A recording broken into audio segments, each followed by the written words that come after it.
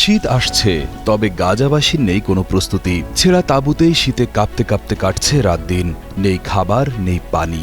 যুদ্ধবিরতির পর গাজায় মানবিক সাহায্য বোঝাই ট্রাক ঢুকতে শুরু করলেও তা বিতরণে এখনও দেখা যাচ্ছে চরম বিশৃঙ্খলা।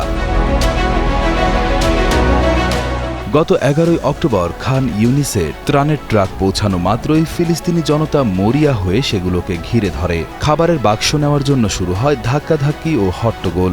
বাসিন্দারা এই অব্যবস্থাপনায় তীব্র হতাশা প্রকাশ করেছেন। নিসরিন আবু আওয়াদা নামে এক নারী জানান, কিছু লোক ত্রাণ পাচ্ছে, অন্যরা কিছুই পাচ্ছে না। ত্রাণবাহী ট্রাক আসছে শুনে আমি আমার বাচ্চাদের জন্য কিছু আনতে গিয়েছিলাম, কিন্তু কিছুই পাইনি। এভাবে রাস্তায় বিতরণের বদলে জাতিসংঘের সংস্থার মাধ্যমে সুশৃঙ্খলভাবে এই সাহায্য সবার কাছে পৌঁছে দেওয়া হবে। এটা অনেক ভালো হবে, কারণ কিছু লোক ত্রাণ নেয়, আবার কেউ কেউ কিছুই পায় না। গাজায় সাহায্য ঢোকার জন্য ইসরায়েল 12 অক্টোবর কেরেম শালোম ক্রসিং দিয়ে এবং মিশরের রাফাহ ক্রসিং ব্যবহার করতে দিচ্ছে। এই পথ দিয়ে জ্বালানি, তাঁবু এবং রান্নার সরঞ্জামও আসছে। কিন্তু বিশ্ব খাদ্য কর্মসূচি গত 4 নভেম্বর সতর্ক করে বলেছে, এই সাহায্য প্রয়োজনের তুলনায় খুবই কম।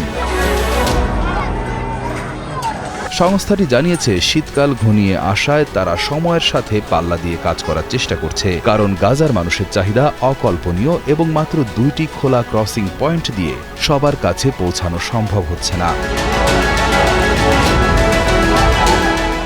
খাবার ও আশ্রয়ের সংকটের পাশাপাশি রয়েছে বিশুদ্ধ পানির ভয়াবহ সংকট। ইউনিসেফ জানিয়েছে, তারা গাজা সিটিতে একটি পানি বিশুদ্ধকরণ প্ল্যান্ট পুনরায় চালু করেছে।